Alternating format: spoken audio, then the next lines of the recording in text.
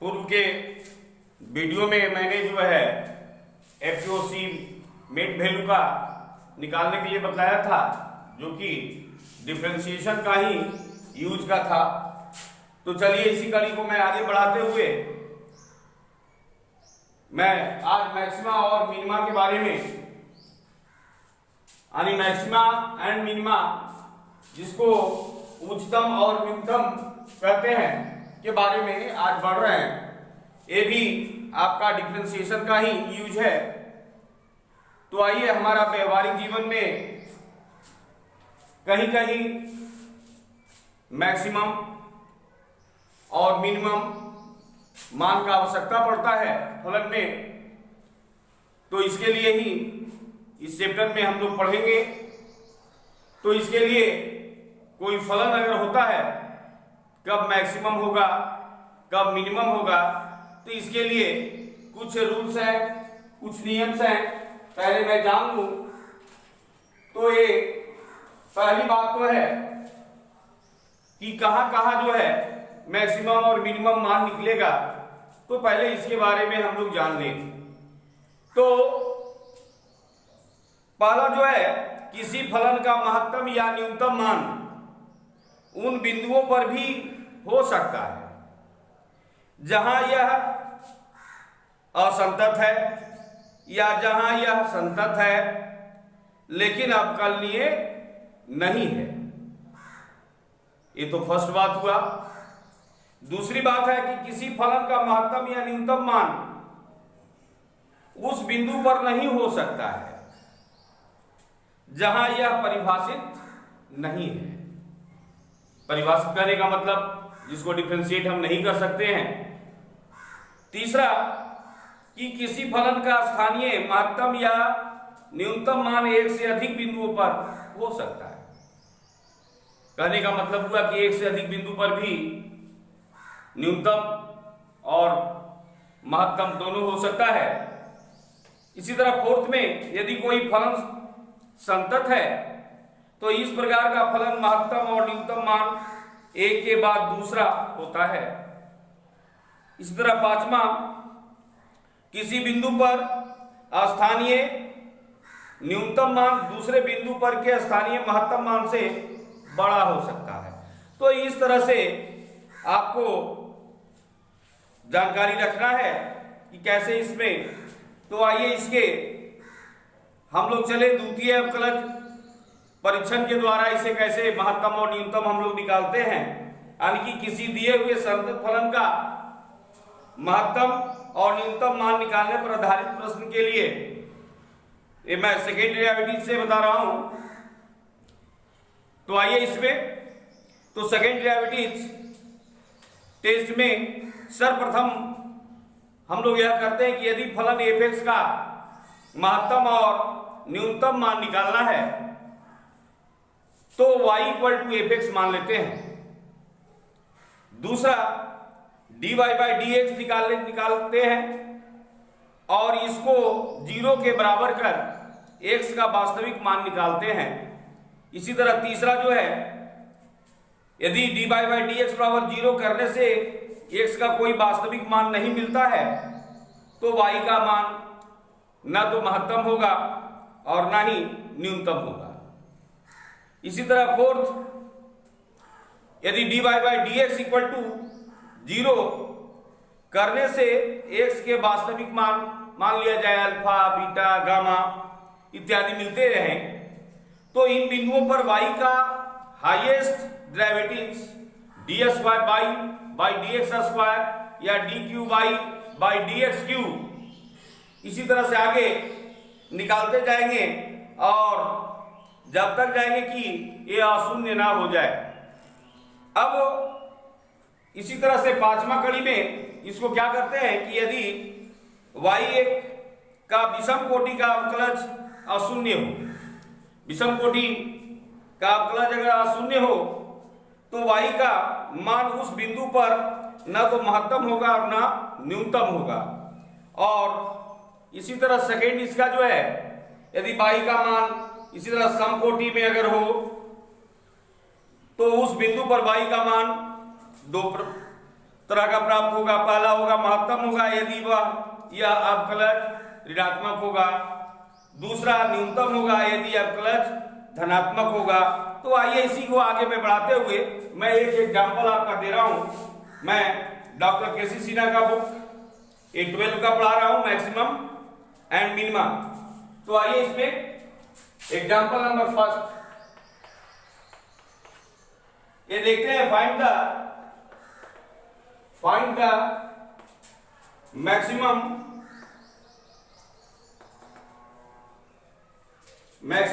And minimum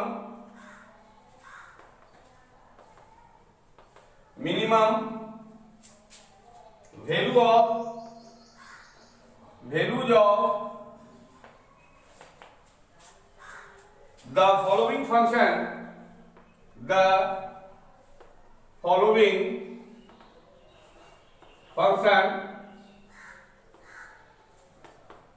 ए दिया हुआ है 2x³ minus 15x² plus 36x plus 11। तो मैंने प्रारंभ में ही आपको बताया था कि पहले इसे y में मान लेता हूं, फिर इसे डिफरेंशिएट कर दूंगा। अनिलेट y equal to 2x³ minus 15x² plus 36x plus 11। Equation हमारा फर्स्ट प्राप्त हुआ, इसलिए dy by dx equal to 6x² minus 30x plus 36। इस तरह से 6 हमारा एक कॉमन हो रहा है, तो x² माइनस 5x प्लस 6 ए सेकेंड मेरा प्राप्त हुआ, मतलब ये कॉमन ले लिए। अब मैं इसको थोड़ा फैक्टराइज भी कर दे रहा हूं या थोड़ा फैक्टराइज कर देते हैं, तो 6 into x minus 2 into x minus 3 ये प्राप्त होगा। यानी इक्वेशन ये सेकेंड प्राप्त हुआ। अब आइए for maxima and minima dy by dx equal to 0। जैसा कि मैं पूर्व में ही बताया था कि पहले इसे इसका वास्तविक मान निकालेंगे, तो dy बाई dx, तो dy बाई dx का वैल्यू हमारा आ चुका है 6 into x minus 2 into x minus 3 equal to 0, अर्थात x minus 2 into x minus 3 equal to 0 ये प्राप्त हुआ। अब देखते हैं कि x का दो वैल्यू प्राप्त हो रहा है, 2 और 3। इस तरह से 2 और 3 हमारा दो मान प्राप्त हुआ। अब अगेन डिफरेंशिएट कर देते हैं। Again differentiate with respect to x on both sides. तो देख रहे हैं ए आपका d² by dx² equal to 6 into ए यू इंटू भी पे प्राप्त हो चुका है। तो x minus 2 into dy by dx into x minus 3 plus x minus 3 into dy by dx into x minus 2। तो यहां देखते हैं कि x का तो वैल्यू 1 होता है और 3 का 0 होता है, तो ये आपका प्राप्त हुआ x माइनस 2। फिर इसी तरह से इसका x माइनस 3। तो मैं देख रहा हूं 6 इंटू 2x माइनस 5। अब मैं इसे चेक करता हूं कि इस पर मैक्सिमम मान होगा और किस पर मिनिमम मान होगा।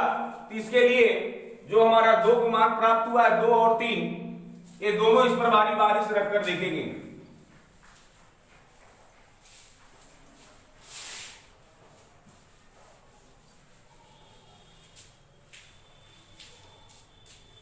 तो d² by dx² at x equal to 2। तो मैं देख रहा हूं 6 into 2 into 2 minus 5, 4 minus 5 minus 1 अर्थात माइनस 6 तो देख रहे हैं लेस देन 0 है, इसलिए मैक्सिमम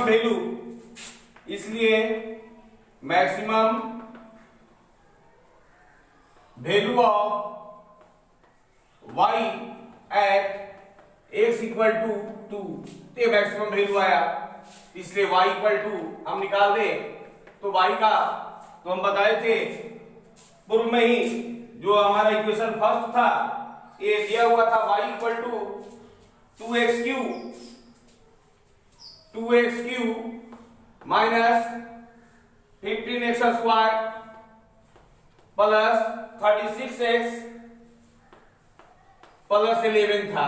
तो मैं यहां देख रहा हूं कि y इक्वल टू है x इक्वल टू 2 आया था, तो यहां रख दे, तो यहां पर 2x क्यूब 2 का cube minus 15 2 square plus 36 into 2 plus 11 ये प्राप्त हो रहा है।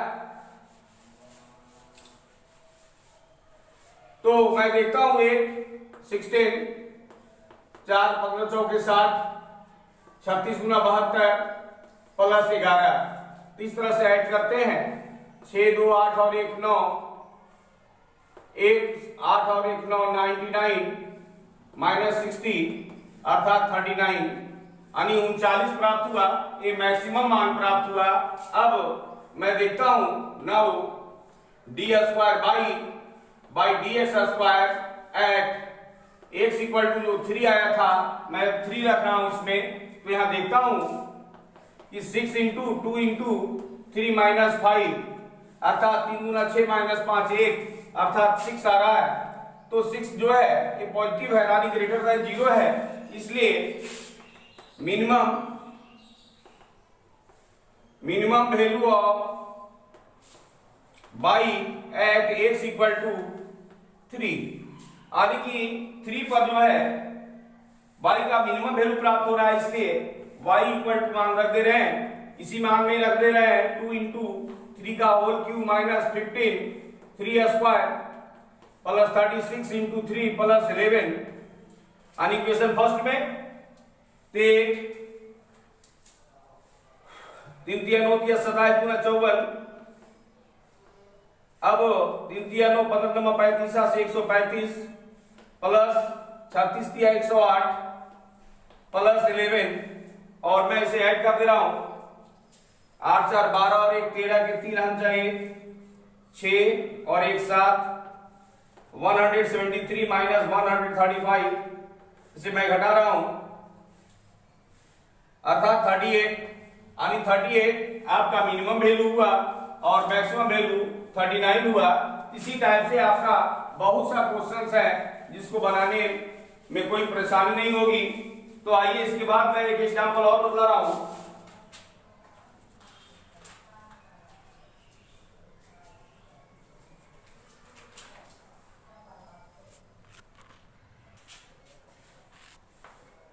that the maximum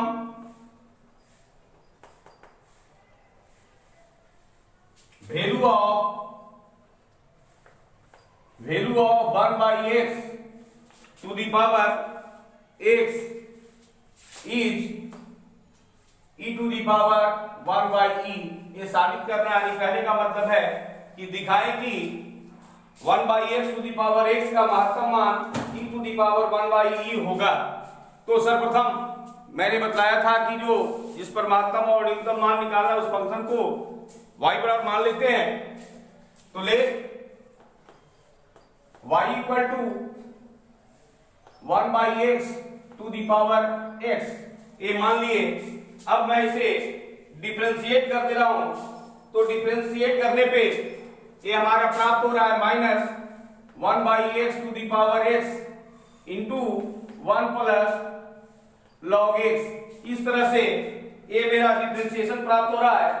अब मैं इसको यानी कि dy बाई dx ये प्राप्त हुआ, यानी इक्वेशन ये फर्स्ट हुआ और ये इक्वेशन सेकेंड।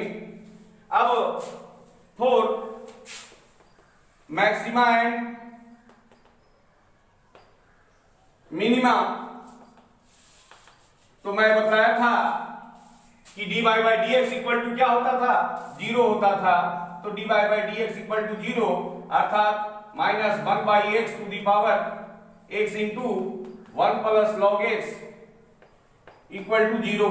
इस तरह से दो गुणनखंड हुई तो 0 बराबर हो रहा है, अर्थात इसलिए 1 plus log x equal to 0।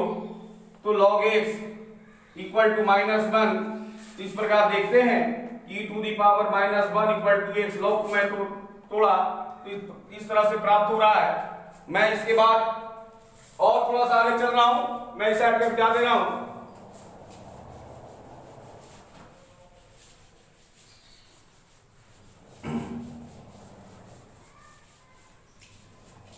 तो यहां पे यानी कि x इक्वल टू 1/e प्राप्त हुआ।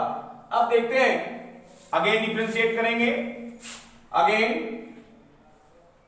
Differentiate with respect to x on both sides. मैं पुनः डिफरेंशिएट कर रहा हूं, तो यहां देखते हैं कि d square by d x square equal to, यहां देख रहे हैं u इंटू भी पर प्राप्त हो रहा है। इस प्रकार से -1/x to the power x into d y by d x into 1 plus log x plus into 1 plus log x into d y by d x into 1/x to the power x। अब मैं देखता हूं तो यहां -1/x to the power x और 1 का तो differentiation 0 होता है और log x का 1/x, ये 1/x प्राप्त हुआ, प्लस इसका तो पुनः सेम ढंग का मतलब यही प्राप्त होगा। तो यही पे मैं पहले माइनस कर दे रहा हूं, -1/x to the power x और उतना ही सेम है, यानी 1 प्लस log x का होल स्क्वायर। इस तरह से ये प्राप्त हुआ। या इसे और मैं थोड़ा सॉल्व करके लिख दे रहा हूं, 1 कॉमन ले रहा हूं, 1/x to the power x, तो 1/x minus 1 plus log x का होल स्क्वायर। इस तरह से ये प्राप्त हुआ। अब मैं जांच करता हूं, जो माना गया था d square by d x square at x equal to 1/e, तो मैं देखता हूं यहां पे minus e to the power 1/e into a उलट देंगे तो हो जाएगा e minus 1 plus log 1/e इतना का होल स्क्वायर है। तो देखते हैं इसमें आपका ये निगेटिव मान तो आ ही रहा है, या और थोड़ा सा हल कर दे e to the power 1/e और देखते हैं e यहां पे होल स्क्वायर में है तो 1 माइनस, यहां देखते हैं log m/m का, तो log m minus log m, तो log 1 का मान 0 होता है और log e का मान 1 होता है। तो इस प्रकार से a 0 माइनस 1 प्राप्त होगा, इतना का होल स्क्वायर। तो 1 से 1 देख रहे हैं आपस में कैंसिल हो रहा है। इस प्रकार -e to the power 1/e into e ये प्राप्त हो रहा है। अब मैं देखता हूं तो यहां पर आधार जब सेम है तो ये घात तो जुटेगा ही, 1/e to the power 1/e plus 1 ए आ गया। तो ये भी देख रहे हैं निगेटिव वैल्यू है, यानी लेस देन 0 है, इसलिए maximum value of y at x equal to 1/e, इसलिए मैक्सिमम मान निकाल रहे हैं, यानी y इक्वल टू, तो मैक्सिमम मान के लिए y इक्वेशन फर्स्ट में 1/x to the power x था, अर्थात 1/x तो x ऊपर चला जाएगा, यानी कि e to the power 1/e, इस प्रकार e to the power 1/e, यही मेरा प्रूफ हुआ। इतना ही प्रूफ करना था। तो इस प्रकार से हमें बनाना है। और भी आपके प्रश्न है इसमें, तो आइए एक भाषागत क्वेश्चन भी बतला दे। तो मैं इसको मिटा रहा हूं।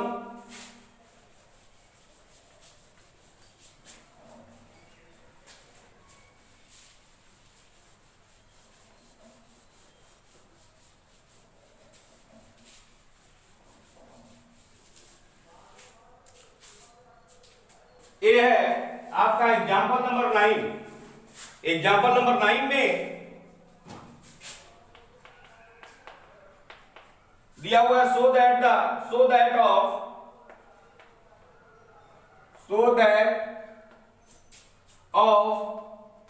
all the rectangles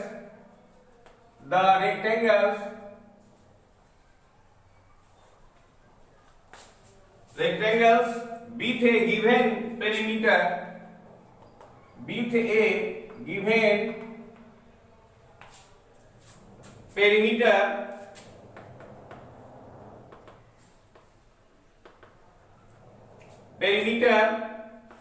the square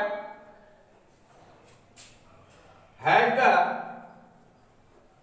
the largest area.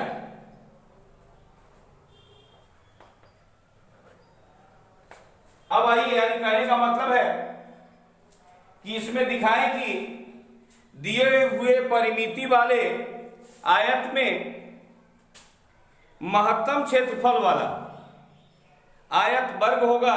तो सर्वप्रथम इसमें तो हमें मानना होगा एक आयत है।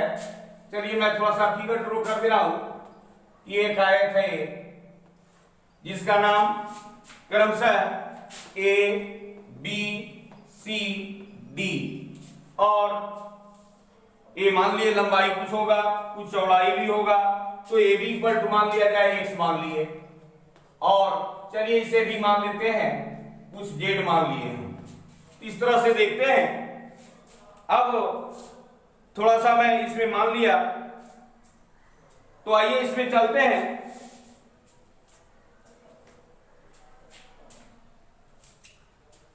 कि late K to be perimeter and Y to be area of a rectangle ABCD, और इसमें और भी मान लिए हैं कि AB इक्वल टू एक्स मान चुके हैं और BC इक्वल टू जेड मान चुके हैं। तो जैसा कि मैं जानता हूं यहां पर क्षेत्रफल का महत्तम बताना है और पेरीमीटर दिया हुआ है, यानी कांस्टेंट टर्म है गिवन। तो जैसा कि मैं जानता हूं पेरीमीटर बराबर होता है आयत का परिमाप बराबर होता है 2 गुने लंबाई प्लस चौड़ाई होता है। तो लंबाई के यहां पर मान चुके एक्स और चौड़ाई जेड था, यानी 2 into x plus z equal to k, एक कांस्टेंट टर्म है जिसे मान लिया हूं मैं। अब आ जाए, इसलिए z equal to k/2 minus x प्राप्त होगा। इस तरह से देखते हैं, एक मान हमारा प्राप्त हुआ, ये समीकरण फर्स्ट हो गया। अब एरिया निकाल रहा हूं।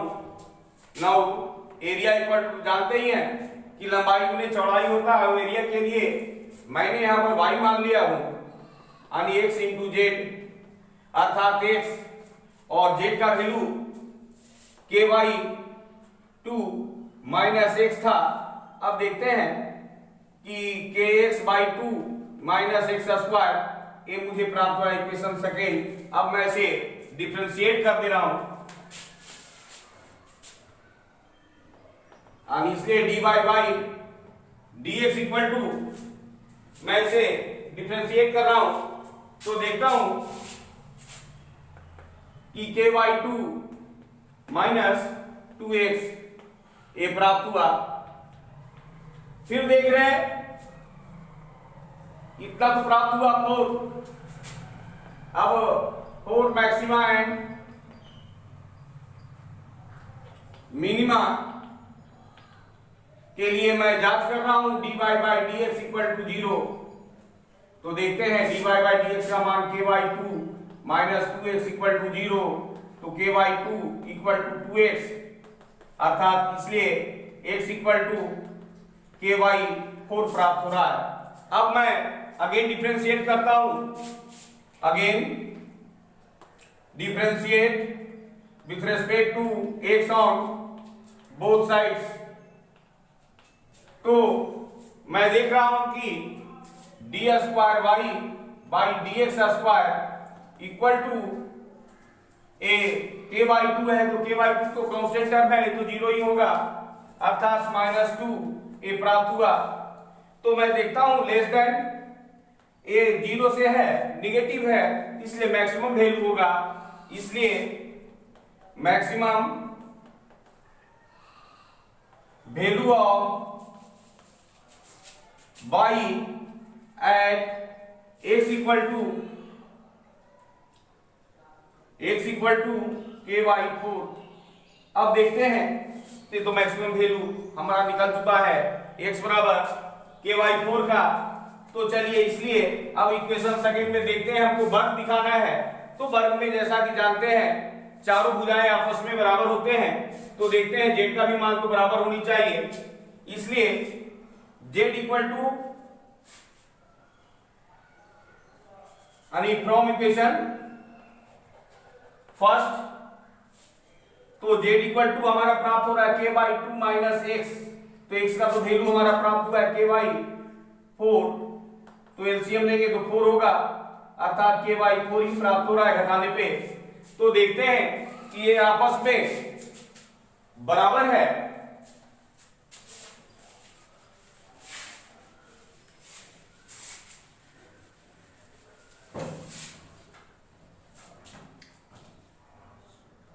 इसलिए x बराबर j बराबर k by 4, so it is square a हमारा प्रूव हो चुका है। इतना ही प्रूव करना था। तो देखे मैक्सिमम एरिया निकाल कर देखे तो ये स्क्वायर ही प्राप्त हुआ। तो अब मैं इसके बाद आपके और भी प्रश्न हैं, जो भाषागत प्रश्न है मैं उसको चलूंगा, और मैं आज इतना ही तक इस विराम देता हूं। अगले वीडियो में मैं इसके बाद का जो भी भाषागत प्रश्न है तमाम प्रश्नों को मैं सम्मिलित करूंगा, ताकि आपको कहीं भी बनाने में कोई कठिनाई न हो। इसलिए मैं आज इतना ही देता हूं। धन्यवाद।